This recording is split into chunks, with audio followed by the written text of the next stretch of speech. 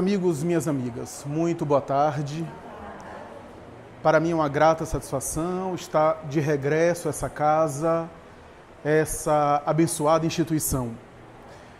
Portanto, agradeço a Jane, a Bernadette, em nome de quem eu cumprimento todo o corpo de trabalhadores, de dedicados, envolvidos à causa da espiritualidade, à causa do bem, notadamente aqueles que mourejam nesta casa. O tema que nos foi solicitado é fascinante, superando os desafios internos. Tema esse que se desdobra em uma série de conceitos, em uma série de conteúdos, em uma série de compreensões, que de alguma forma vai ser aqui focalizado, especialmente naqueles desafios mais cotidianos nossos, que dizem respeito às nossas experiências do dia a dia.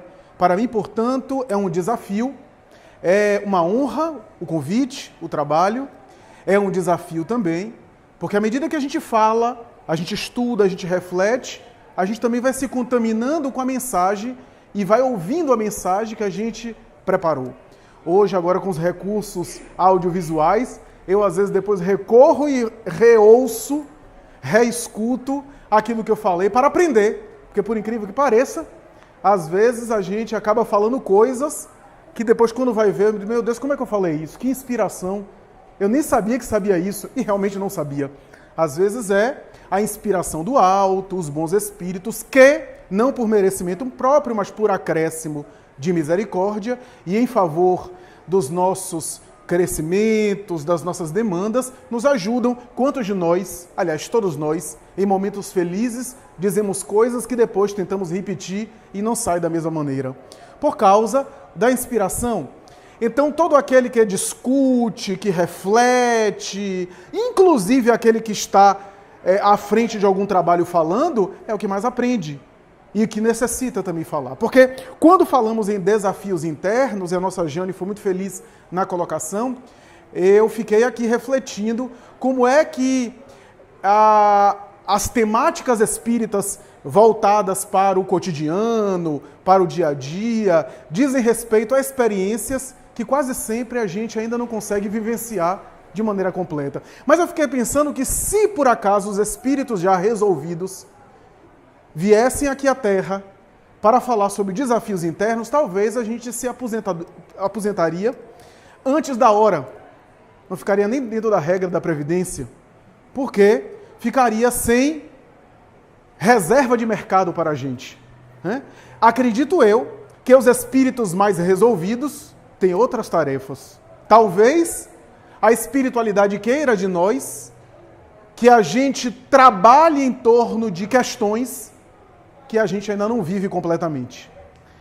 Com esse introito, com essa introdução, eu quero dizer que aquele que está aqui para falar de desafios internos também os tem. E também os vivencia diária, cotidiana, recorrentemente. Então, vamos começar com uma breve introdução em torno daquilo que podemos associar a respeito dos desafios internos, aquilo que podemos pensar acerca dos desafios internos, aquilo que podemos refletir sobre desafios internos. O psiquiatra suíço Carl Gustav Jung, na sua teoria famosa da psicologia analítica, a teoria que o fez célebre dentro da psicanálise, para quem não sabe, Jung era discípulo da psicanálise tradicional, a psicanálise de Freud, era, portanto, adepto da ideia do inconsciente, o inconsciente pessoal, o inconsciente chamado freudiano, aquela área que estava abaixo da linha da memória, responsável por arquivar os conflitos nossos, os nossos desafios íntimos, através dos recalques, das repressões, dos conflitos da personalidade não resolvidos, é que o inconsciente acumula, na tese freudiana, e mais tarde devolve à consciência, isto é, devolve ao mundo objetivo, gerando neuroses, somatizações, conflitos ou catarse. Essa é sucintamente a ideia do inconsciente da psicanálise. Jung, que era o herdeiro inevitável e mais promissor, mais habilidoso da tradição freudiana, que Freud considerava um filho seu direto, resolveu, por discordar do pensamento do mestre, mais tarde eles romperam e ele formou uma nova escola de psicologia, que ele chamou psicologia analítica. Nessa área, Jung não apenas concordava com Freud na origem da formatação, da elaboração e da conceituação do inconsciente, mas também discordava do mestre a respeito das conclusões e dos desdobramentos. Freud acreditava que a energia central e única do psiquismo humano era a libido, a dinâmica sexual, que seria responsável por os desdobramentos em toda a área da personalidade humana. Jung achava que a libido era uma das energias e não a energia. Embora muito importante, ele não ficava focalizado unicamente na libido como explicação dos problemas humanos. Mas também Jung discordou de Freud porque se interessava por religião, por antropologia, por estudos culturais que Freud não considerava importantes na inclusão da psicanálise. A preocupação no final do século XIX e começo do século XX de Freud era dar status científico à psicanálise, apresentá-la com respeitabilidade no cenário científico internacional e, por essa razão, queria Freud focalizar a respeito da teoria sua para dar um aspecto, uma aparência de ciência, sendo aceita pelas ciências naturais, pelas ciências laboratoriais, pelas ciências experimentais, uma vez que o que predominava no século XIX e no começo do século XX eram as ciências que eram laboratorialmente confirmadas, experimentalmente verificadas, e como Freud já lidava com questões que eram objeto de preconceito, o inconsciente não poderia ser verificado a olho nu, porque não tinha uma aferição material, era um conceito que ele deduziu a partir de observações, já era a psicanálise mal vista. E Jung foi além, em nosso modo de entender. Expandiu o pensamento psicanalítico, mas foi mais tarde também considerado místico, anticientífico, e durante muitos anos foi colocado à margem do debate nas ciências comportamentais, como sendo uma figura estranha, diferente, que tratava de coisas muito místicas, muito metafísicas e que não fazia parte da ciência. Ele teve a coragem de romper com Freud dizendo que a mitologia, as tradições religiosas, a antropologia tinham muito a que nos ensinar e depois de muito pesquisar, elaborou a sua teoria, aliás, muito famosa. A teoria de Jung é muito complexa, envolve conceitos que desafiam até os profissionais da área de entender. Alguns textos dele são difíceis de acessar numa primeira leitura. As obras sobre desenvolvimento da personalidade, complexos, sincronicidade, são desafiantes mesmo para profissionais da área. As obras no final da vida, como Resposta a Jó, Os Sete Sermões do Mortos, Memória, Sonhos e Reflexões e outros, também têm conceitos muito sofisticados, muito difíceis, porque ele tinha um conhecimento enciclopédico e tentava arrumar a sua teoria e aquilo que ele vivenciava no seu mundo íntimo através de experimentos e de investigações nas ciências sociais. No final da vida, quase que na década de 50, 60 do século XX, já caminhando para o final da existência, Jung elaborou a teoria e o conceito de individuação. A palavra individuação é uma palavra que não foi cunhada por Jung, já aparece na tradição antiga da filosofia. Plotino possivelmente utilizou-a. Provavelmente os filósofos gregos, alguns, da época de Platão e Aristóteles, também utilizaram-na. E é provável que os atomistas gregos utilizavam a palavra individuação como sendo o recurso para encontrar a individualidade, a unidade da substância de todas as coisas. No mundo material, daí o átomo é uma tradução para o não divisível, aquilo que não se divide. A individuação seria a busca que mais tarde Leibniz e Spinoza fariam em torno daquilo que é a unidade básica da vida. Leibniz, como você sabe, tentou conceituar a unidade básica do mundo material naquilo que ele chamava de mônada. Um conceito que seria a partícula básica, o elemento básico de toda a vida, não apenas material, mas também a vida pensante. Jung sabia disso, mas ele resgatou esse conceito, individuação, para agora aplicar no universo da mente humana, dizendo que há um processo de busca de unidade, há um processo de integração com o todo. E a individuação, quando é elaborada por Jung, hoje é considerada a parte mais importante da sua teoria psicológica. É a parte mais valiosa, é a parte que talvez, inclusive, diferencia da psicanálise tradicional. A psicanálise freudiana considera o ser humano com seus limites, com seus conflitos, com as suas neuroses, com as suas questões. E o homem da psicanálise sempre está em conflito. Quem lê os textos de Freud sabe do que eu estou falando. O ser humano, na psicanálise de Freud, é um ser humano que vive, de um lado, com as forças da cultura que reprimem os seus instintos, a fera que existe nele, e de outro lado, com os instintos reprimidos que não podem vir à tona. Um lado dele quer saciar sua fera que se encontra enjaulada, e o outro lado quer reprimir essa mesma fera.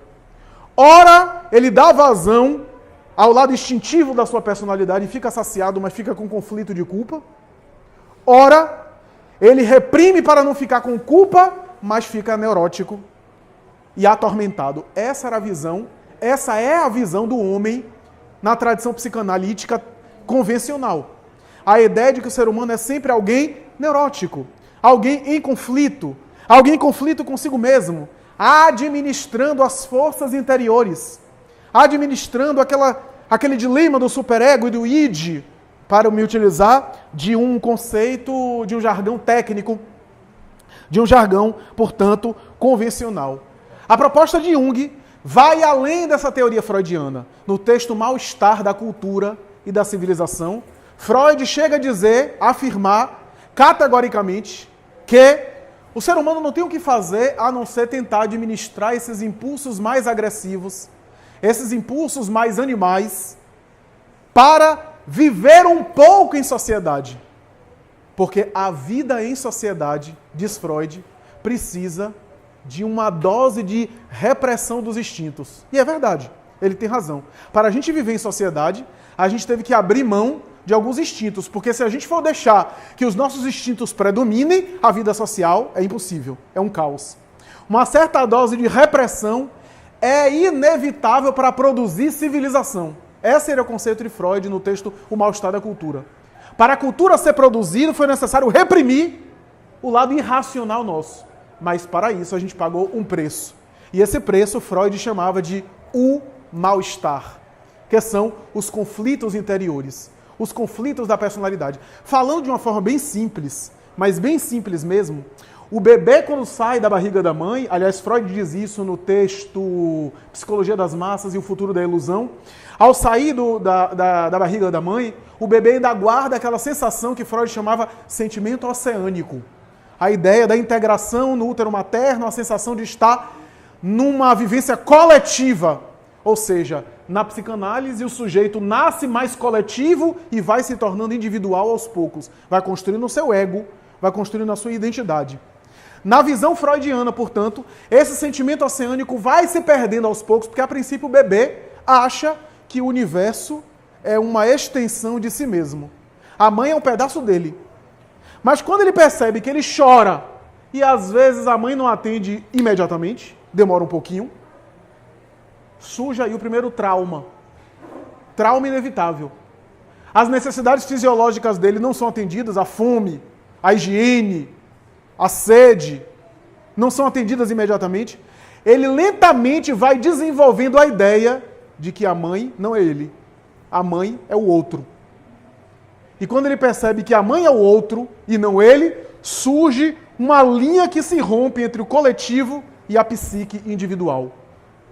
Essa é a ideia da construção do ego, essa é a ideia do início do trauma E é isso que aconteceu com o ser humano do ponto de vista também antropológico. O ser primitivo era mais instintivo, era mais coletivo. Por isso que andava em bando, por isso que vivia em grupos, por isso que as guerras em grupo. Essa questão do senso coletivo, da psicologia da massa, lentamente, ele passa a reprimir os seus impulsos, porque é errado, porque a cultura diz que é errado, porque há regras sociais. Ele tem vontade de fazer algumas coisas, mas não pode ou não deve. E ao reprimir, ele passa também a romper com o coletivo. Ele passa a separar aquilo que é do coletivo daquilo que é desejo ou impulso individual. Essa ideia é o começo da civilização, da cultura. Curiosamente, parece surgir ao mesmo tempo da noção de propriedade privada, rompendo com aquelas sociedades onde tudo era coletivo, né? A ideia dos pertences pessoais, né? Dos conceitos que vão sendo desenvolvidos, que mais tarde desembocaria na chamada sociedade capitalista, de mercado e assim por diante, sem nenhum juízo de valor, se é bom ou se é ruim, apenas estou analisando aqui. E, a partir daí, surge essa ideia do que é eu e do que é o outro. Essa ideia é básica não apenas na psicanálise, mas também no conceito de individuação. Mas o que é individuação para Jung? Jung vai dizer que há no inconsciente não apenas uma repressão de desejos, conflitos e traumas infantis, mas também há um espaço no inconsciente que é evolutivo. Que à medida que o ser humano acessa esse inconsciente, ele vai assimilando esse inconsciente e vai alargando a sua personalidade. Vai engrandecendo a sua personalidade. Ou seja, o consciente é a ponta do iceberg, como dizia Freud, né? E tudo que está dentro, submerso, é o inconsciente. A consciência, aliás, a ponta do iceberg. Mais tarde, Jung diria, o inconsciente é um oceano e uma casca de nós atirada sobre ele é a consciência. Ou seja, nós somos muito maiores, muito mais profundos, temos uma dimensão muito mais larga que não temos acesso a ela, genericamente falando. À medida que o ser humano amadurece, vai tendo acesso a camadas mais profundas desse inconsciente, vai assimilando, vai desenvolvendo, vai alargando a sua personalidade. Essa era a ideia de individuação. A individuação é o processo através do qual o indivíduo se torna um sujeito para além do coletivo. Não confundir individuação com individualismo, que é até uma ofensa. O individualista é alguém que quer impor o seu jeito para o coletivo. É alguém que quer as coisas do seu modo. Não. A pessoa individuada, o indivíduo que alcança a individuação, é um indivíduo que preserva o seu mundo interior no coletivo. Ele não quer mudar o coletivo, mas ele consegue desenvolver os seus valores, consegue ser aquilo que ele é. Jung chegava a dizer o seguinte, que a individuação é você tornar-se aquilo que você realmente é. Aí a gente abre... Aliás, essa frase não é de Jung, ele resgatou da filosofia também grega. Tem duas frases que ilustram o processo de individuação. A primeira foi muito propalada por Sócrates, muito conhecida, conhece-te a ti mesmo. E a segunda é do filósofo grego Píndaro, que ele falou o seguinte, torna-te quem tu és. Parece ser lado de uma mesma moeda. Conhece-te a ti mesmo e torna-te quem tu és. Porque à medida que eu conheço a mim mesmo, à medida que eu penso sobre mim, à medida que eu reflito sobre mim mesmo, eu passo a identificar quem eu sou. E passo a desenvolver aquilo que eu sou. Ou seja, parece ser duas faces de uma mesma coisa. Mas o torna-te quem tu és dá uma ideia de tornar-se. Ou seja, uma ideia de não apenas conhecer, mas de evoluir. Há uma dinâmica evolutiva. Nise da Silveira, discípula de Jung, aqui no Brasil, vai ilustrar o processo de individuação com o processo de desenvolvimento vegetal. Ela vai dizer que a individuação se assemelha a uma semente que cai na terra e se transforma em árvore. Ou seja, a semente não vai se transformar em um animal. Não vai se transformar numa madeira, embora a árvore produza uma madeira. Não vai se transformar numa bactéria. Não, ela vai se tornar aquilo que está na sua natureza. Há uma fatalidade na semente de se tornar árvore. Vai ser dentro da sua natureza. Na semente já existe a árvore, em germe. Então ela precisa se desenvolver, tornar-se aquilo que ela foi programada para ser. Só que quando você pensa na frase torna-te quem tu és, filosoficamente você, se o convite é tornar-se quem se é, então é possível tornar-se quem não se é? Tornar-se quem não se é realmente? É possível ser ou se transformar naquilo que não se é?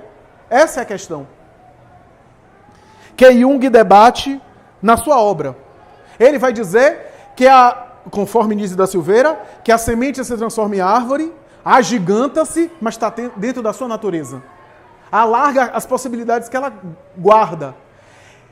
E Jung, também utilizando essa metáfora da árvore, vai dizer que à medida que a árvore cresce, só é possível ela crescer porque as suas raízes estão bem fincadas no subsolo. O que significa dizer que à medida que você desenvolve a parte interior, a exterior também expande. À medida que as suas virtudes se expandem, é porque os seus vícios foram bem administrados. Porque são polaridades. Polaridades. Uma coisa leva a outra. Jung teoriza muito sobre a individuação. É o ponto alto da sua teoria. É o ponto máximo das explicações, porque ele deu na psicanálise um sentido otimista. Não um sentido apenas perturbador, um aspecto apenas patológico, mas um aspecto otimista. A personalidade humana está caminhando para um alargamento. Ele vai dizer que todos nós passamos por uma individuação. Pela força das coisas. Mas a individuação, propriamente falando, que ele examina, é aquela quando o ego intencionalmente participa do processo. Quando o ego colabora, ou seja, quando o meu livre-arbítrio, para falar de uma expressão mais simples, quando o meu livre-arbítrio escolhe se desenvolver, escolhe crescer, escolhe expandir-se do coletivo para o individual. Vai dizer ele também que, genericamente falando,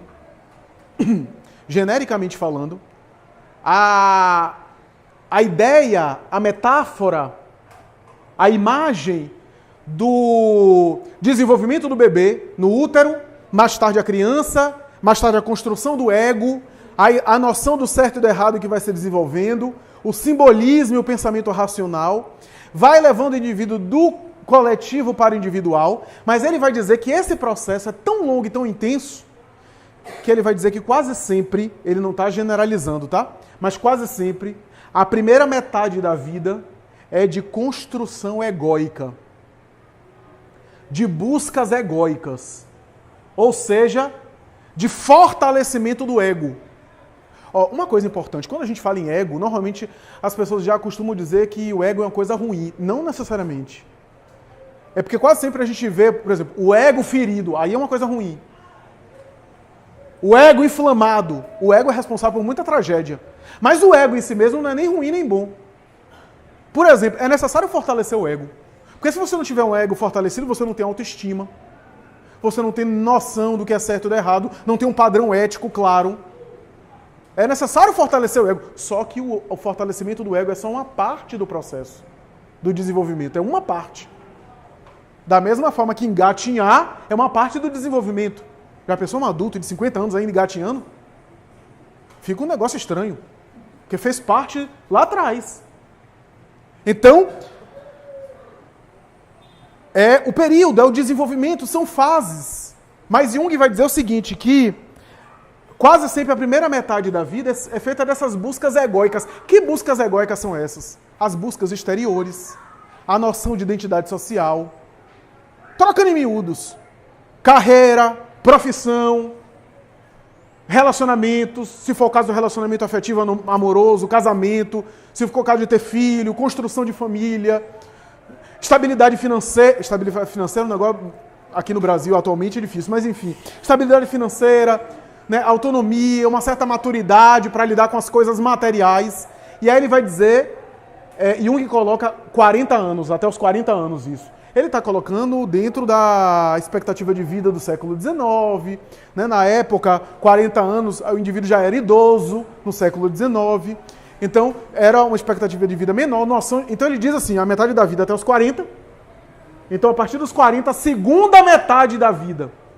E ele vai dizer, a segunda metade da vida, o indivíduo normalmente se pergunta o seguinte, e agora, para onde é que eu vou? Já constituí família, já tive filho, já estabilizei carreira, não me aposentei porque a regra da Previdência agora não me permite, mas enfim. Já conquistei as coisas externas, materiais, e agora? Quais são as minhas metas? Para onde é que eu vou? O que é que eu desejo fazer? Como é que eu dou sentido à minha vida agora? E ele vai dizer que a segunda metade da vida são agora buscas interiores. Não são conquistas do ego para fora, são conquistas internas. Ele colocava 40 anos, agora ninguém vai dogmatizar, porque tem muita gente fazendo o processo de individuação antes dos 40. E tem muita gente que passa a vida inteira, chega aos 90 e nunca fez o processo de individuação. Nunca amadureceu. Está no ego o tempo todo.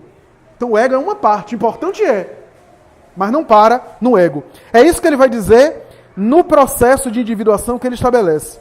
Uma coisa importante, ele vai dizer o seguinte, que a partir dessa segunda metade da vida, o indivíduo faz uma espécie de metanoia, de mudança de atitude. Passa a valorizar coisas que antes ele não valorizava. Passa a dar importância a coisas que antes ele não dava importância. Passa a desenvolver valores que ele não tinha antes. Essas buscas interiores são muito impressionantes. São muito impressionantes. Porque aquela ideia, você passa a prestar atenção em coisas que no passado não passavam pela sua cabeça. Não faziam diferença. Você não prestava atenção. Era um para lá e para cá, para lá e para cá. Era um corre-corre. Aí você passa a admirar a paisagem. Você passa a fotografar a flor. Você passa a apreciar uma beleza natural que na adolescência você nem sabia que existia. Você passa a apreciar algumas coisas, você passa a apreciar uma leitura que você achava um saco com 15 anos de idade e que agora você diz, pô, que leitura fantástica, que coisa interessante, que você tem uma maturidade diferente, você tem um olhar diferente. Não é o livro que mudou, é você que mudou diante do livro. O seu olhar mudou. Sua lente, a lente que você usa para enxergar o mundo. E você passa a ter uma noção diferente. E ele diz que é essa fase onde você busca religião, espiritualidade, você busca conexão com o todo. Ele vai dizer o seguinte, que a individuação não é a perfeição. A individuação é uma sensação de estar pleno, de estar em contato com o todo, de estar buscando o total. Por quê? Porque a tese de Jung é que à medida que você vai fazendo o processo de individuação, você vai assimilando ou tomando conhecimento do seu inconsciente. E à medida que você vai tomando conhecimento do seu inconsciente, você vai ficando um ser total. A ideia de totalidade. Né? É uma expressão que ele usa muito na obra dele, né? Totalidade psíquica. Né? Que o ser humano vai buscando o total, abarcar o total.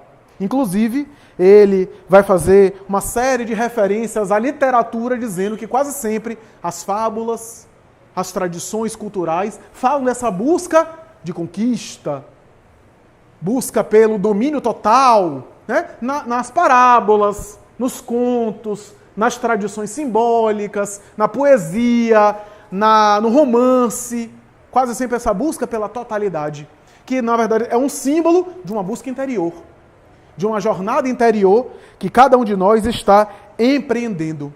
É interessante pensar que nesse raciocínio, eu sei que o tema é muito denso, é muito árido, e a gente vai tentar também eu estou começando de uma forma mais densa, com a teoria, né, com os conceitos mais densos, para depois ir direcionando para o nosso cotidiano. Nosso seminário vai ter um momento de intervalo assim, não muito prolongado, porque senão o povo vai e não volta, fica no banheiro.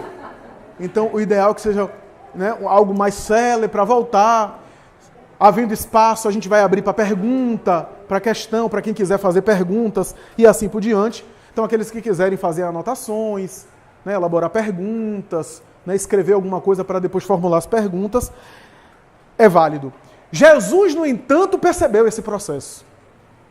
1800 anos antes da psicanálise, Jesus percebeu esse processo em várias falas de Jesus, remete a essa busca de individuação, de uma plenitude interior. Como eu já falei aqui na casa outrora, se você olha o Evangelho e acha que Jesus está fazendo uma revolução social material, você ainda não compreendeu o Evangelho. Não compreendemos ainda o Evangelho. Porque você imagina se Jesus vai fazer uma revolução social em Cafarnaum, um lugarejo analfabeto que é menor do que muito bairro daqui de Salvador, que devia ter o quê? Umas 50 casas, algumas famílias de pescadores e de pessoas muito simples. Se Jesus deveria fazer uma revolução material, deveria ter ido para o Império Romano, ou para alguma metrópole grega, ou no mínimo para Israel, para Jerusalém, a cidade santa, a capital de Israel, o centro do mundo semítico, do mundo hebreu. Não, ele vai para Cafarnaum, um local desprestigiado, e numa orla de praia, ele vai convocando e dialogando com pessoas simples e humildes, modestas e sem nenhuma importância. Diz Humberto de Campos Espírito por Chico Xavier que ele se aproxima de Simão Pedro, o pescador, e quando começa a falar de reino de Deus, Simão olha para o irmão André e diz assim: reino de Deus aqui em Cafarnaum? Será que a gente consegue reunir aí umas 500 pessoas para a gente fazer esse reino de Deus, etc. Ele estava achando que era uma espécie de eleições do Brasil de 2018. Era uma espécie de passeata, de campanha política. Né? E Jesus sorri gostosamente para o apóstolo, futuro apóstolo, e não o esclarece naquele momento, porque ele não tinha condição de compreender naquele momento. Estava reservado para o futuro. Joana de Anjos vai dizer, ele não estava convocando-os para um mutirão social. Ele estava chamando espíritos para os séculos futuros. Para que aqueles espíritos fossem os colaboradores da sua mensagem. Ele não estava chamando uma revolução para agora, mas uma revolução que começava agora, mas que ia se estender, porque aqueles que ele convocava seriam tocados para serem os colaboradores ao longo de inúmeras reencarnações, que acompanhariam o processo de desenvolvimento do planeta e ainda estão colaborando conosco, nos ajudando. Jesus estava falando aos espíritos e não à matéria. Portanto, ao ser interior, aquilo que Jung chamava de self, o espírito imortal. A individuação, diz Jung, é quando o self conecta-se com o ego. Ou seja, o eu total interior sintoniza com o meu eu exterior. Porque o meu eu exterior é só uma parte pequena. O eu interior abarca tudo, é a totalidade. Quando eu sintonizo com o meu self, quando eu ajo a serviço do self, quando o meu ego se submete ao meu self, ao meu eu maior, eu estou no processo de individuação. Jesus falou isso quando diz, quem quiser vir a mim, tome a tua cruz, negue a si mesmo e siga-me. Negar a si mesmo é negar ao ego. Não é negar a si mesmo no sentido de desprestigiar-se, de se desvalorizar. Negar a si mesmo é negar o próprio ego. Essa era a ideia. Jesus conhecia de psicologia profunda. E em vários momentos ele fala sobre esse processo de individuação. Talvez o momento que para mim é o mais emblemático do processo de individuação, ilustrado por Jesus, está no Evangelho de Lucas, a famosa parábola do filho pródigo. Para mim ali é o símbolo do processo de individuação. Entenda o processo de individuação do filho pródigo como sendo uma jornada através da qual o psiquismo egóico, o elemento psicológico, faz uma jornada exterior na busca das conquistas do ego. Quem não lembra da parábola, vale a pena aqui recordar, diz o próprio Cristo que o reino dos céus é semelhante a um pai de família, que tem um filho e que tem outro, e o filho, um dos filhos chama o pai e pede a sua parte na herança. Olha, para Israel, um filho pedir a sua parte na herança. Se hoje fica feio, o pai nem morreu e você quer a herança do pai, na tradição judaica era coisa de morte. Era uma desonra.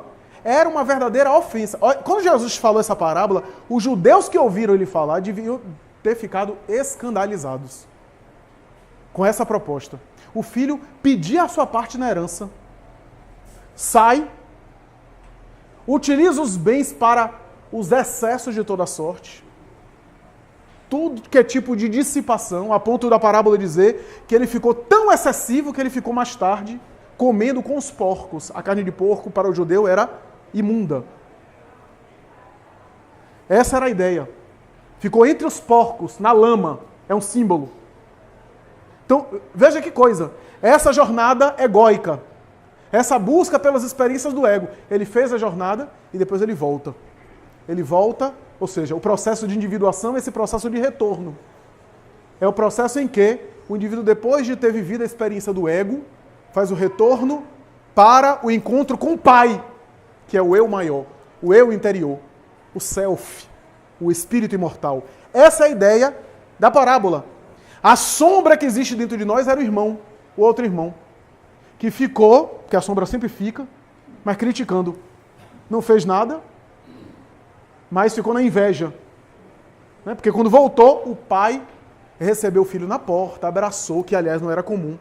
Era comum o filho voltar e pedir até perdão para o pai. Mas o pai sair correndo, porque era o pai que sai correndo na direção do filho e abraça o filho. Isso não era comum na tradição do judaísmo. Não era comum entre os patriarcas do povo hebreu. Jesus está colocando um símbolo dizendo que não é a criatura que está em busca de Deus, é Deus que está desesperadamente buscando o homem. Que o tempo todo está em busca do homem. Aliás, foi um rabino judeu, os católicos e protestantes disseram, como é que a gente nunca pensou nisso? Porque um rabino judeu, há alguns anos, disse isso, né? Numa obra chamada Deus em Busca dos Homens. Que Jesus está dizendo isso na parábola do filho pródigo. Abraão Yoshua Heschel. Né? Deus em busca do homem. Porque é essa a ideia. Porque não era comum um pai hebreu fazer isso. Recebeu o filho na porta em festa, matou o boi, fez um banquete, etc. E aí outro filho disse assim, ele toma a sua parte na herança, gasta o vosso bem e ainda recebe dessa forma. E aí o pai responde que há muito mais alegria aquele que estava perdido voltar. Né? Então é uma parábola cheia de riquezas que fala sobre esse processo de individuação. De alguma forma todos nós somos filhos pródigos. Que utilizamos o patrimônio divino nas conquistas do ego, para depois fazer a viagem de volta, o retorno, o encontro com o Pai. Allan Kardec percebeu esse processo de iluminação, ou de individuação de Jung, antes mesmo de Carl Gustav Jung, antes mesmo da proposta da psicologia analítica. Allan Kardec estabelece o seguinte, o verdadeiro espírita é aquele que se esforça para ser cada vez melhor. Capítulo 17, Sede Perfeitos, item, os bons espíritas.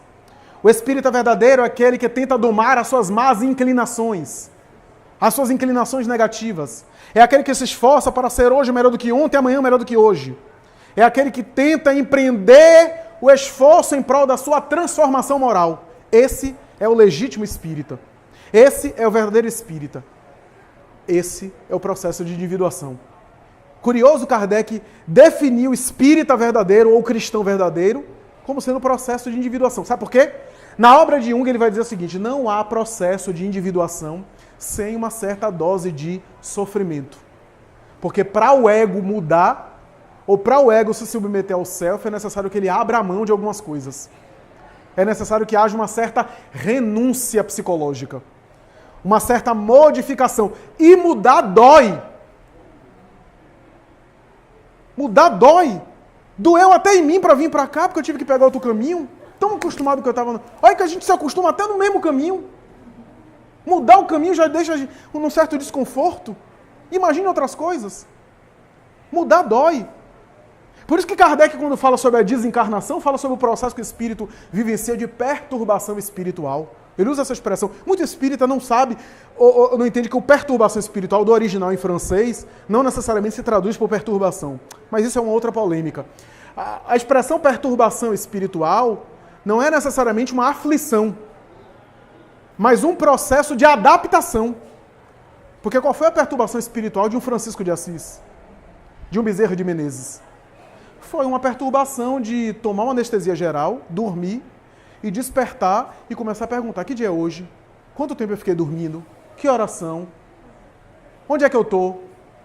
É o despertar de uma anestesia geral. Esse é o processo de perturbação. Agora, há alguns despertares no além, caracterizados de perturbação, sim. De pesadelos, de inquietações, em função da mente do indivíduo. Mas nem todos. Então a perturbação que todos os espíritos passam é essa travessia. Essa experiência. Mas você já parou para pensar o quanto a gente deve se preparar psiquicamente para isso? Porque veja, você viaja para outro país, e aí tem fuso horário, tem alimentação, você vai na China, tem gente comendo cachorro, cérebro de macaco, na Índia, na Tailândia, porque é cultural. Você diz, meu Deus, que coisa horrível que seres primários. Mas o indiano deve achar a gente primário porque a gente come carne de boi. Porque a vaca é sagrada na Índia, é um deus. É cultural. Eu tenho certeza que o japonês, ao olhar acarajé, vai achar que a gente é Neandertal. E que negócio... Deixa pra lá, vamos mudar de assunto. Acarajé com vatapá. Veja, é cultural. Você muda de país, você perde um pouco o senso de identidade. Até você se adaptar com o idioma, com o local, com o clima, com o fuso horário, você fica um pouco perdido. Agora pense na morte. Que você perde até o CPF. Quer dizer, para alguns perder o CPF é até bom. Vai ter um outro CPF. Reencarna sem dívida no Serasa SPC, que agora está na moda por conta das campanhas políticas, enfim. Mas o indivíduo, então, perde o senso de identidade. A identidade que está no meu RG não é mais. O nome que caracteriza a minha identidade, Flávio, é apenas a identidade do encarnado. Você já parou para pensar nisso? Outro dia eu perdi um HD de computador. Quanto arquivo! Eu fiquei desnorteado. Imagina a desencarnação. Porque aquilo é um ensinamento para a desencarnação. Quando eu desencarnar, eu não vou perder só o HD. Eu vou perder tudo. Tudo do ponto de vista material. Eu só vou levar aquilo que realmente me pertence. Que são as conquistas internas. Essa ninguém tira. Como diz Kardec, intelecto moral. Você fica desnorteado. Leva um tempo para adaptação. Então, por isso que a gente vê, às vezes, André Luiz falando tão... E a gente fica, pô, André Luiz foi tão duro, falando da desencarnação, etc. É porque é um processo que a mente do encarnado comum não está adaptada. A gente não costuma pensar, refletir sobre isso. Sobre a nossa vida como seres imortais. Como seres espirituais. E quando Kardec fala sobre o homem de bem, ele está falando sobre esse indivíduo que já realizou o processo de individuação. Que não é perfeito. O homem de bem não é um ser perfeito. Está distante da perfeição. Mas é um indivíduo que já vive de maneira plena, já vive de maneira integral, já vive consciente de si mesmo. Jesus disse assim, até João Batista, o reino dos céus era tomado pela violência. Ou seja, prova e expiação. Cortava a cabeça, voltava e era vítima. Matava não sei quanta gente na chacina, voltava e era vítima de uma chacina também. Causa e efeito, causa e efeito. Eles, até João Batista, os processos eram esses. Eram mais brutais, porque o ser humano era mais grosseiro. Mas na ordem divina, a programação da divindade não é a violência. A violência é o estágio temporário em função de preferências nossas. Ignorância e infantilidade nossa é um estágio inevitável. Mas não é da ordem divina a programação para a violência. A ordem divina é o crescimento. Acontece que os espíritos mais brutais e grosseiros quase sempre despertavam chacoalhados pela dor material. Pelo sofrimento que os enlouquecia. Os faziam gemer. Aí eles despertavam. À medida que a humanidade avança, outras formas de sofrimento nos convidam à reflexão. À mudança. Porque aqui para nós, você acha que Deus se compraz no sofrimento? Você acha que a divindade programa o sofrimento para as criaturas sofrerem? O projeto divino é a evolução, é o crescimento, e não o sofrimento. Mas a criatura muitas vezes só desperta e só muda pelo sofrimento mais grosseiro, mais violento. Quase sempre a gente para refletir quando as coisas não vão bem com a gente. Com raríssimas exceções. Quase sempre quando tudo vai bem com a gente nem percebe o outro ser humano do lado que sofre. Mas quando a gente sofre, a gente passa a perceber que a dor do outro deve ser difícil mesmo, porque a gente sente da mesma forma. Ou seja, as facilidades em geral tendem a impulsionar-nos a uma vida egoísta. O prazer em excesso produz em nós um sentimento egoísta. Um sentimento individualista. Então, vejamos que a gente está entrando aqui para um outro item. Por quê? Porque nem na doutrina espírita, que antecipa a proposta junguiana, nem também na proposta psicológica, o amadurecimento psicológico se dá de uma maneira confortável. Se dá de uma maneira sem desafios. Os desafios da vida humana são inevitáveis. Tudo na natureza é um esforço diante de desafios para produzir. Diz Emmanuel que a ave que voa teve que fazer esforço para quebrar o ovo que a abrigava. Que a semente para se transformar em árvore explodiu em si mesma dentro do subsolo da terra. Que é o sol para iluminar o mundo inteiro se ergue e se põe todo dia. Que tudo na natureza são movimentos, gastos de energia, vicissitudes, transformações. Tudo isso gera movimentos, gera manifestações, gera uma espécie de esforço. No mundo material, no mundo da matéria não intelectual, não inteligente, e também nos seres sencientes. Os desafios internos, portanto, são inevitáveis. Aí a gente fica perguntando qual é a função do sofrimento no mundo.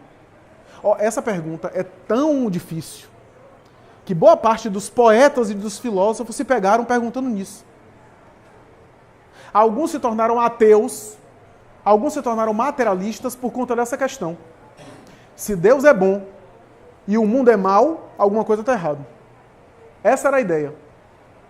Deus é perfeitamente bom, mas no mundo o que eu vejo é só sofrimento. Então, das duas, uma. Ou Deus não é bom, mas se Deus não é bom, já não é Deus. Porque o conceito teológico de Deus é uma entidade que tem a perfeição em todas as características. Se não é bom, já não é perfeito. E não é Deus. Então, ou Deus não é bom, mas é impossível, Deus não é bom, então sobra outra alternativa, não existe Deus. Por isso que alguns filósofos se tornaram céticos e materialistas, porque não conseguiam entender o sentido da criatura sofrer. Se um religioso chegasse para eles e dissesse assim, mas o sofrimento melhora a criatura, eles iriam dizer, mas melhorar para quê? Se depois da morte acaba tudo. Que aí já é um outro problema conceitual. E depois, quem disse a você que melhora? Porque como vem o sofrimento num sentido mais imediato, a pequeno prazo, uma vida é pouca coisa. Olham e dizem assim, quem disse que melhora? Eu conheço alguém que sofreu a vida inteira e não vi melhorar em nada. É porque está vendo num olhar restrito. Não está vendo a longo prazo. Não está vendo que há um espírito de sequência na natureza, que encadeia todas as coisas. Que a fera, como diz André Luiz em No Mundo Maior, que lambe o filhote, é a futura mãe que acaricia o bebê no colo. Que o leão que se coloca à frente da taberna é o futuro chefe de família, pai de família, é o futuro pai, o futuro genitor, alguém responsável que vai defender a sua família ou seu grupo social. É o psiquismo evoluindo, que sai de manifestações primárias e não é anulado, mas é transformado. Que a escada que leva ao topo começou no primeiro andar. E que os primeiros andares não são destruídos. são apenas modificados ao longo da jornada. Não vendo isso, consideraram o sofrimento sem importância. Para que sofrer? Ah, porque a pessoa fica melhor. Quem disse? Eu conheço muita gente que sofreu e ficou mais revoltado ainda. E é verdade. Eles têm razão. O sofrimento em si mesmo pode revoltar ou pode amadurecer. Não é o sofrimento, é como a criatura lida com ele. Do que a criatura extrai dele. É por isso que eu acho que Jesus apareceu a Paulo de Tarso, na época Saulo, na estrada de Damasco. Porque quando apareceu, Jesus já conhecia o seu mundo íntimo, já sabia que ele já estava com certa maturidade. Aparentemente não estava, porque aqui para nós, você que é espírita, iria dar algum crédito a alguém que estivesse por aí, por Salvador, assassinando os espíritas? Porque foi isso que Jesus fez. Aquele era o maior assassino dos cristãos. Quem é que imaginaria que aquele assassino seria o maior palestrante do cristianismo? Não dá para imaginar. Jesus é imprevisível. Mas porque ele conhecia o mundo íntimo. Ele sabia que aquela semente estava próxima a germinar. Nenhum de nós sabe quando é que a semente vai germinar. Quando é que uma criatura vai despertar ou não. A gente não tem esse poder de saber. Por isso que a parábola do semeador é semear, sem preocupar-se se vai dar ou não, se vai colher ou não, semear. A vida que vai se encarregar de colher, em momento oportuno. Mas Jesus sabia. Tanto sabia, que depois de aparecer a Saulo, aparece Ananias para ir curá-lo, e diz Ananias aparece, Senhor, Saulo de Tarso, vou até ele? Sim. E diz até ele, quanto compete ele sofrer por amor ao meu nome. Por quê? Porque talvez o sofrimento em Saulo teria alguma utilidade. Teria algum sentido. O que significa dizer que às vezes quando você vê aquela criatura aprontando, fazendo mal, se complicando na vida, e você diz, nada acontece ao sujeito, para o sujeito se emendar, tenha calma. Porque talvez se o sofrimento chegue a ele agora, ele não vai nem poder aproveitar o sofrimento. Se revolta e se suicida. E aí? Qual é a função pedagógica? Às vezes a divindade aguarda, às vezes, reencarnações. O que às vezes nós estamos padecendo agora, começou há 500 anos, há 700 anos. A divindade aguardou o tempo. E nesse tempo a gente teve a oportunidade de fazer o bem para se liberar do problema, fazendo o bem e não fizemos. Aí a gente diz, coitado, os bons sofrem tanto e os maus... É porque os bons de hoje foram os maus de ontem, que estão se recuperando. E os bons de... Aí eu vejo o povo dizer, entrou pro centro espírita, só deu errado na vida da pessoa. Foi entrar pro centro espírita, só desgraça caiu na casa. Não vá lá, não! Aí eu vejo o ateu sofrendo, eu vejo o católico sofrendo.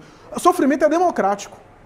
A questão é que às vezes a divindade é tão misericordiosa que aguardou o indivíduo ter maturidade, ter conhecimento, compreensão para lidar, mas ia chegar de qualquer jeito. A promissória ia chegar, e com juros. Prestação bem picotadinha, mas ia chegar. Porque Chico Xavier disse que a gente contrai um débito no atacado e vai pagando as prestações. Né? Que a gente não consegue resgatar o débito à vista. Não dá. Vai pagando as prestações. Como eu costumo dizer, eu mato alguém, aí recebe esse alguém como filho. Aí vou pagando as prestações, educando, direcionando, encaminhando, né? Convivendo. É mais ou menos essa a ideia. A função do sofrimento. Na tradição bíblica, o livro mais importante, eu até considero talvez o livro mais importante do Antigo Testamento, que é o livro de Jó. O livro de Jó, que aliás é uma história mitológica, tudo indica que não foi uma história real, é um mito. Jó não foi uma personagem real, possivelmente é um símbolo ali, é um arquétipo. Né? Mas pouco importa. O livro de Jó é um livro muito sofisticado do ponto de vista filosófico. Porque todo o livro, ele questiona a questão do sofrimento. A luta de Jó com Deus, com o símbolo de Satanás, tentando ele mantendo a fé em Deus, e tem um momento que ele oscila, né? Tem um momento que ele chega a questionar a divindade. e perguntar por que continuar vivendo, né? Por que continuar, né, tendo vida, já que ele desejava até morrer, ele já havia perdido tudo. É esse processo de amadurecimento, é esse processo de individuação. Os grandes homens e mulheres que lidaram com a vida e fundaram até filosofias e religiões, lidaram com o sofrimento. Por exemplo, Buda, a sua temática é sobre sofrimento. O pensamento budista, nas bases mais essenciais, todo ele é voltado para o sofrimento. Como se libertar do sofrimento? Como lidar com o sofrimento? Quais são as causas do sofrimento? São as 4 nobres verdades do pensamento budista.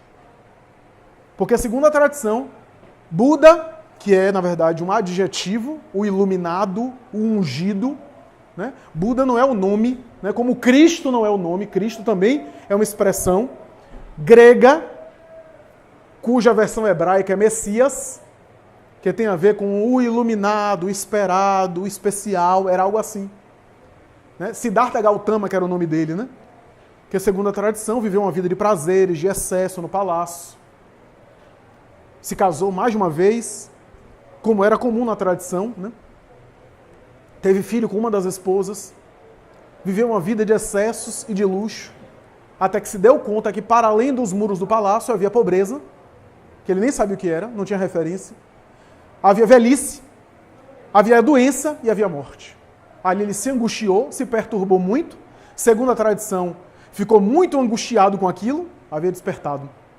Saiu do palácio, renunciou aos bens, era filho do rei, era príncipe, iria herdar a coroa, se enclausurou no monastério de monges e ficou cerca de 11 anos se auto-afligindo e tentando encontrar respostas. E diz a tradição que quanto mais ele fazia isso, menos paz ele tinha. Ele saiu do monastério mais tarde e buscou aquilo que no budismo se chama caminho do meio. Nem um extremo, nem outro. O caminho do equilíbrio. Se iluminou e aí começou a pensar e a elaborar as suas afirmações sobre as 4 nobres verdades, que é a base do pensamento budista. O sofrimento. Qual é a ideia do sofrimento? Por que há sofrimento no mundo? Por que a criatura sofre? Filósofos como Schopenhauer, por exemplo, chegaram a concluir, porque era materialista, ateus, chegaram a concluir que a vida na matéria é sofrimento. Schopenhauer dizia assim, até a alegria que você tem hoje já é sofrimento. Porque a alegria que você tem hoje é a sensação de que um dia você não vai ter. Você está alegre hoje? Não fique feliz não, porque vai passar. Era essa a ideia. E você ficar alegre hoje vai tornar o seu sofrimento pior amanhã. Porque quando você ficar triste, você vai se lembrar da alegria que você teve um dia, que você agora conhece, e que não tem mais. E vai sentir falta. Olha que é um negócio para botar Rivotril na veia, viu? Você lê um negócio desse com mal, você fica pior. Mas era a visão pessimista dele, ele achava isso. O prazer de agora é a saudade do prazer amanhã. Era essa a ideia que ele estabelecia na sua filosofia. A vida é sofrimento. E quanto mais passa, a vida é sofrimento. Era essa a ideia. A ponto de ele ser tão pessimista que ele chegou a recomendar o suicídio como solução para o problema da angústia. Né? Advogou a ideia. Ele chegou a elaborar uma obra não muito conhecida de Schopenhauer, chamada Utopia, que ele fala de um mundo sem sofrimento. Só que, por incrível que pareça, a conclusão também não é boa. Era um país chamado Utopia, tudo uma beleza. Ninguém tinha nenhum mínimo desconforto. Os perus de Natal chegavam assados voando. É assim. E as pessoas começaram a entrar num tédio, numa falta de sentido para a vida e começaram a se entredevorar e estabelecer uma guerra. Estou já resumindo a obra, o livro. É mais ou menos isso. Ou seja, o estado de anestesia total, de analgesia completa, é um problema. Aliás, tem uma doença que a pessoa fica totalmente insensível à dor e ela morre fácil. Porque se eu tiver uma dor aqui, em algum órgão interno, e meu organismo não me sinalizar que está doendo, porque a dor é uma sinalização que tem algum problema físico. Se eu não tiver essa noção, eu morro subitamente. Então, a dor no mundo físico tem um mecanismo de nos chamar a atenção, mas no mundo da alma também. No mundo moral também. Então, é essa a ideia. Não fazendo apologia do sofrimento, é claro. Quem é que gosta de padecer aflições atrozes?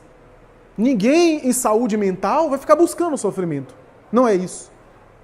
Mas há uma linguagem quase nunca compreendida, uma linguagem por detrás do sofrimento que a gente não consegue ainda decodificar, que a gente não consegue entender. Por isso esses gigantes da caridade que aparecem no mundo são vistos como pessoas esquisitas.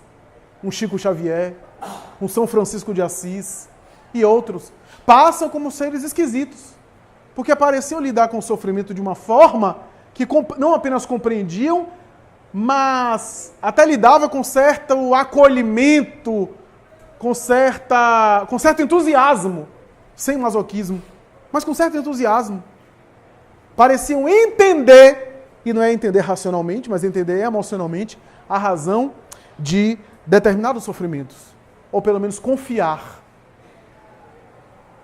Porque, meus amigos, se crescer é sofrimento, a evolução do espírito também,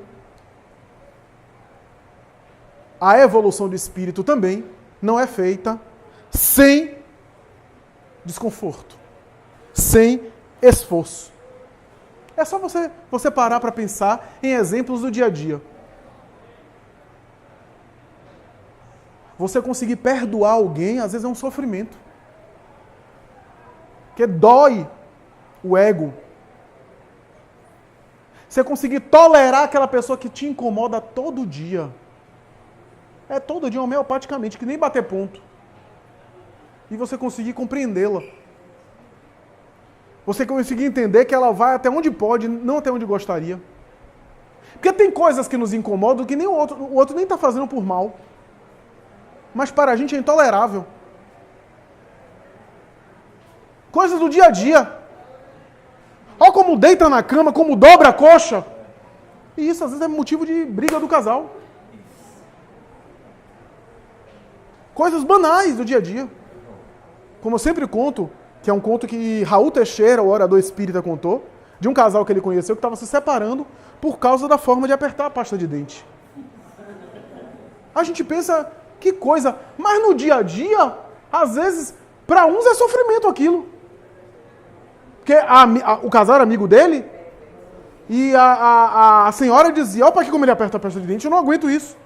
Olha para aqui, aperta no meio, eu quero apertar da ponta. E isso parece engraçado, etc. De longe.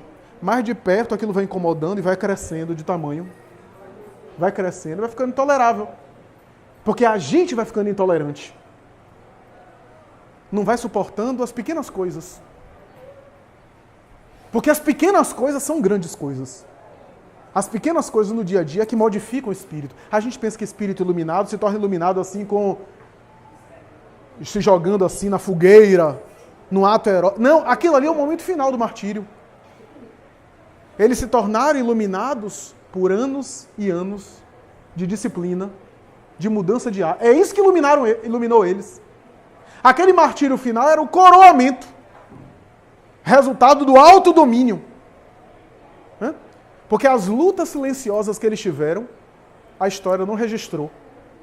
Não houve aplauso. Ninguém ficou assistindo. E passou, então, portanto, despercebido. Então, meus amigos, esse esforço é sofrimento. Por isso que Freud tem razão na obra Mal-Estar da Cultura, quando fala que a cultura e a civilização, para terem sido produzidas, teve que haver uma repressão, ou seja, um trauma. Cultura é trauma. Né? É só ver o filho que estuda na escola para ver se é prazeroso ele ficar estudando. É traumático. Sentar na cadeira, fazer a prova. O filho normalmente reclama da escola. Porque a ideia é que para produzir cultura, é necessário uma dose de sofrimento. Para produzir... Quando a gente fala em sofrimento, não é só a dor de uma doença terminal, não é só um sofrimento de um câncer, de um quadro neurológico. Não! Sofrimento de mudar de atitude. Sofrimento de ter paciência. Para alguém que é muito orgulhoso, ser humilde é um sofrimento. Alguém que é muito invejoso, ver alguém no lado dele brilhando é um sofrimento. Então, as nossas paixões resultam, às vezes, em grandes desafios. O que eu quero dizer com tudo isso é que Jesus, quando estabeleceu os desafios no mundo, ele estava chamando para desafios internos. Eu achei muito bacana o tema e essa ideia, porque, em verdade, o que a gente vai desenvolver agora para o final, principalmente na segunda parte, é que os desafios, em última instância, sempre são internos. Sabe por quê? Porque não há desafios externos sozinhos operando no mundo. Há sempre alguém passando por esses desafios. E o desafio tem a dimensão, tem o peso daquele que passa. E nós que passamos pelo desafio é que damos o peso a ele. Todos os desafios exteriores são, na verdade, convites a lutas internas, a vitórias sobre nós mesmos. No mundo, disse Jesus, só tereis aflições. No mundo só tereis aflições. E é verdade. Porque aflições, no sentido espírita, no sentido espiritual, no sentido cristão, aflições é esse processo em que você está mudando. Como diz Joana de Ângeles, a mudança do ser espiritual, a sua iluminação é semelhante a um parto. Um parto doloroso, porque tem parto hoje que nem dói. Mas os partos dolorosos, natural. Porque o parto gera dor, mas gera vida também. Então, é essa ideia que passa. Por isso, meus amigos, todo o Evangelho é um convite à interiorização. Notem, no capítulo, se não me falha a memória, capítulo 13 do Evangelho de Mateus, nós temos uma coletânea de parábolas chamada Parábolas do Reino. As parábolas do reino são as parábolas especiais que Jesus tenta definir o que é o reino dos céus. Por isso que ele começa, o reino dos céus é semelhante a, e conta uma parábola. E conta a história. Se você pegar todas as parábolas, todas elas têm um elemento em comum. Parábola do semeador. O reino dos céus é semelhante a alguém, um semeador que saiu semear, que jogou o terreno na terra.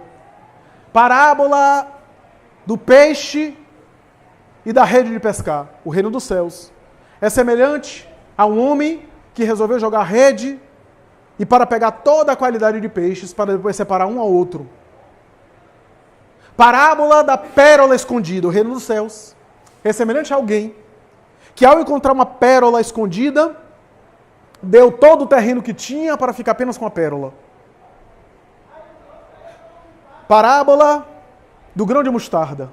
O reino dos céus é semelhante a um grão de mostarda, a menor semente que existe, que ao cair na terra se transforma na maior árvore que existe. Parábola do fermento e do pão. O reino dos céus é semelhante a uma dona de casa, que ao fazer o pão, coloca fermento. E que ao dar, distribui os pães. E várias outras parábolas. Se a gente pegar todas essas parábolas, o que é que há em comum? O que é que há em comum? A parábola do tesouro escondido também, que é semelhante à da pérola, né? Encontra o tesouro no campo, retira o tesouro e troca o tesouro por todos os bens que tem. E assim tantas outras parábolas.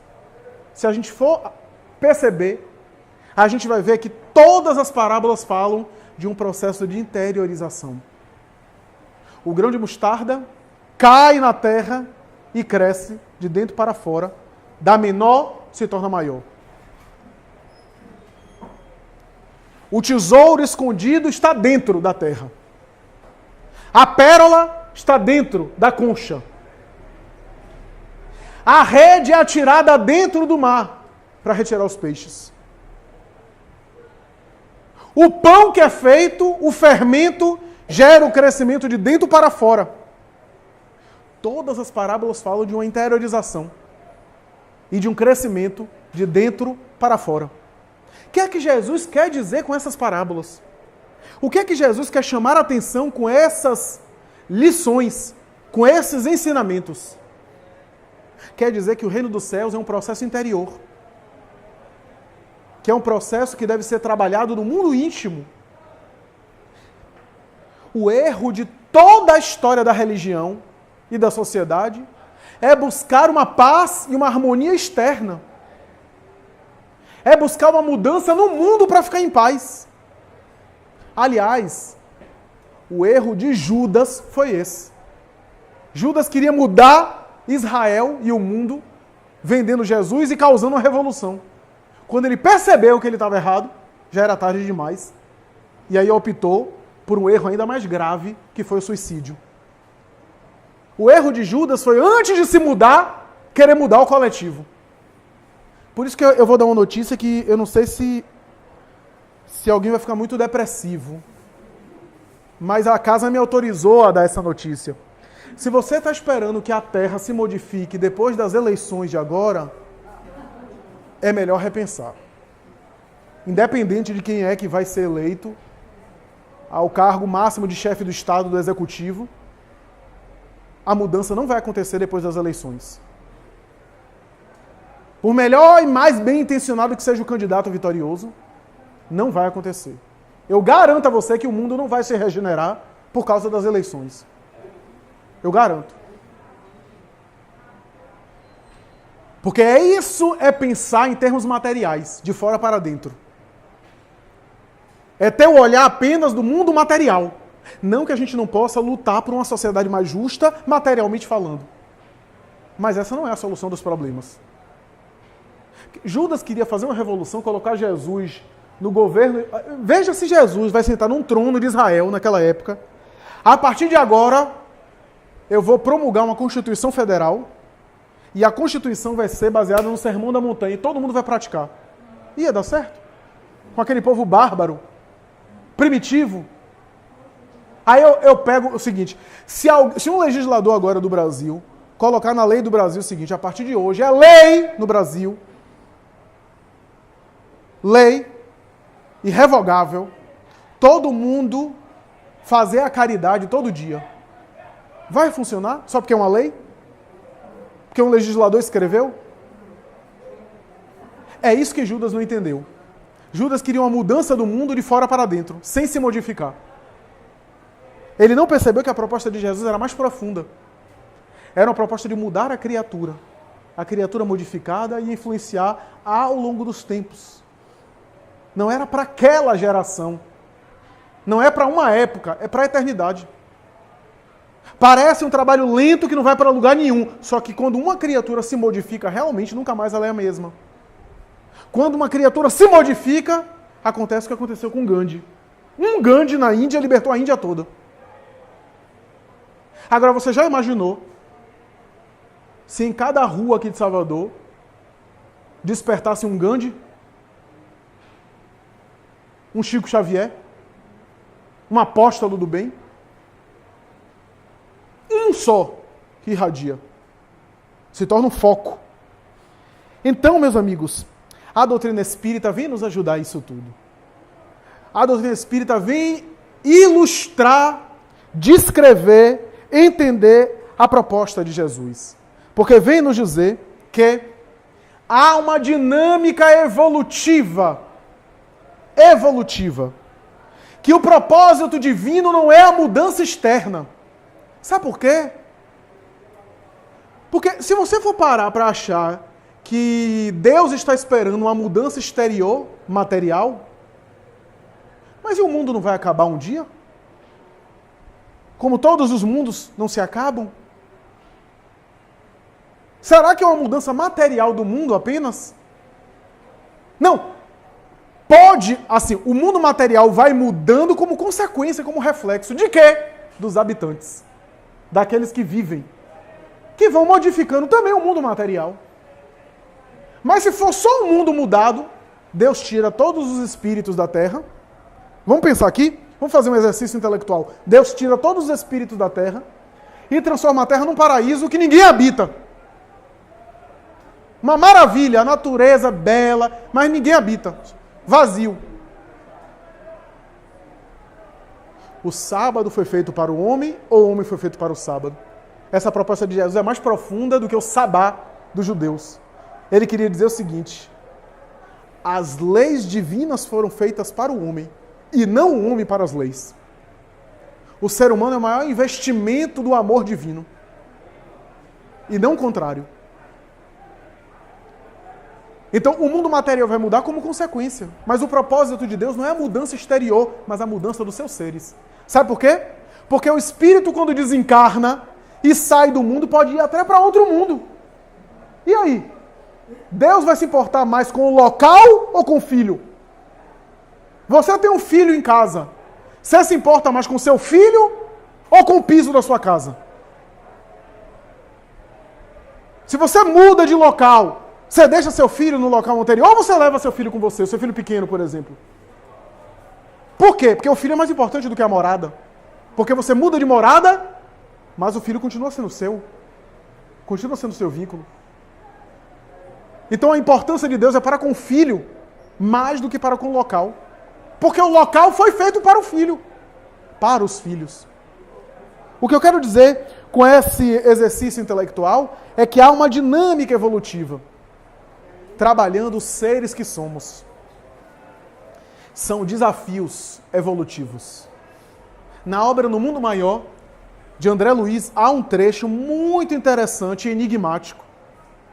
Quando o Espírito cita que até o vento que bate nas árvores em determinadas estações do ano e vai quebrando as árvores, espalhando, cortando os galhos, espalhando e destruindo as árvores, há ali um propósito e um objetivo evolutivo.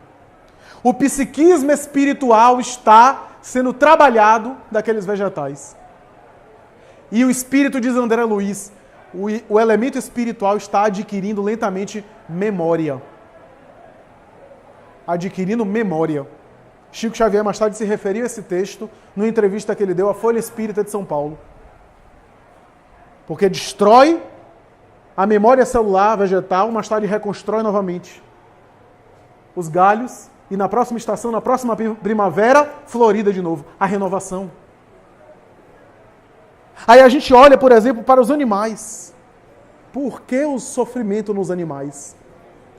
Porque nem todo sofrimento é karma. Animal não tem karma. Ou você acha que a onça que comeu, sei lá, o gambá, vai mais tarde reencarnar gambá para pagar?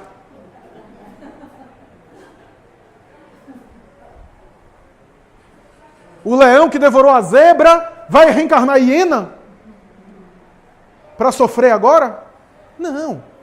No mundo dos irracionais, diz Emmanuel, não há o livre-arbítrio moral. Há livre-arbítrio, mas não é o livre-arbítrio moral. O livre-arbítrio moral é a escolha que eu faço e que tenho responsabilidade por elas e passo a sofrer as consequências das escolhas. Porque o animal evolui pela força das coisas. Pelas experiências com a matéria. O animal está evoluindo. Então, para que o animal sofre? Porque no atrito com a matéria, ele desenvolve o futuro psiquismo humano. A futura sensibilidade humana. As áreas associadas à dor, que tem expressões diferentes no mundo animal, estão desenvolvendo o futuro sistema nervoso central. A sensibilidade mais aguçada. Porque nem toda dor é um débito do passado. Há experiências de vicissitudes no mundo que são aprimoramento do ser que somos.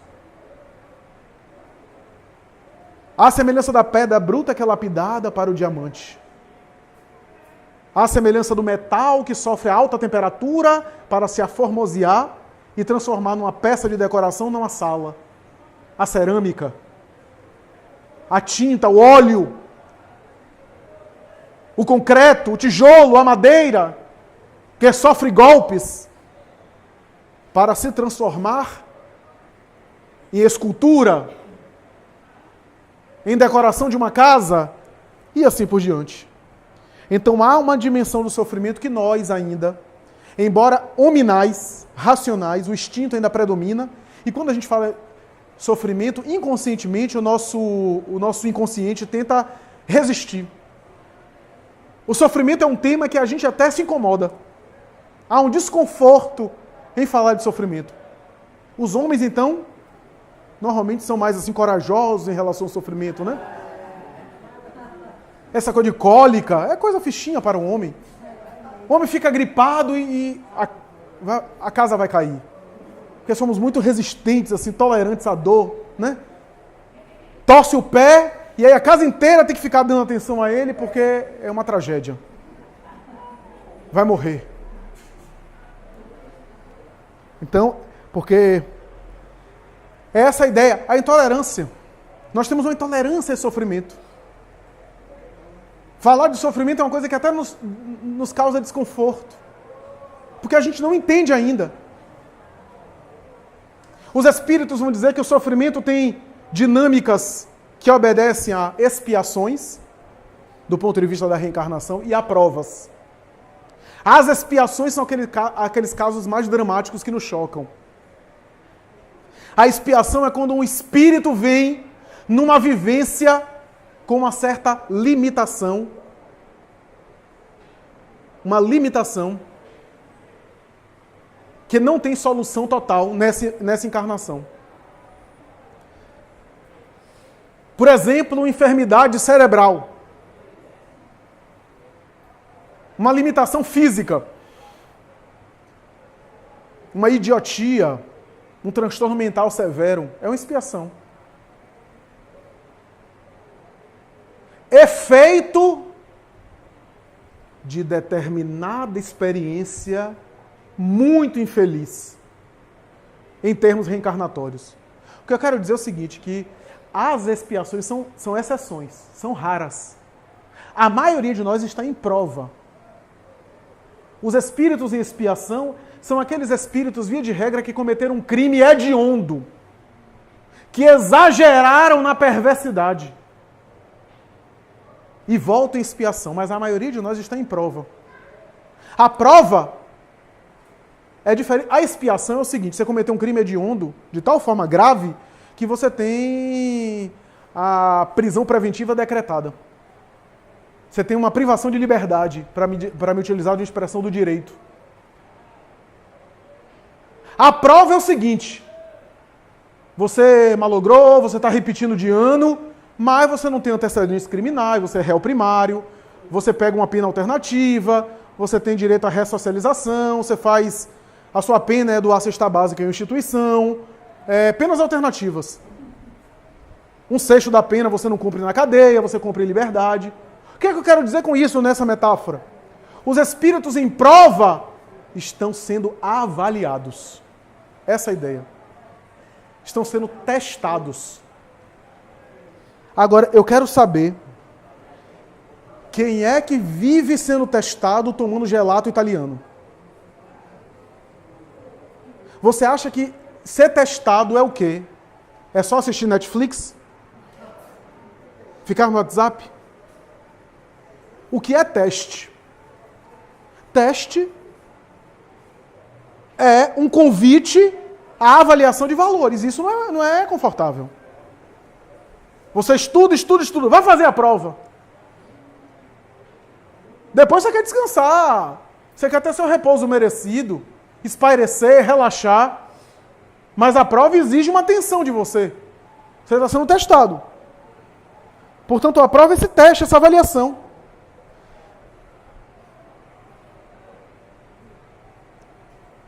Então, o que é prova no mundo material?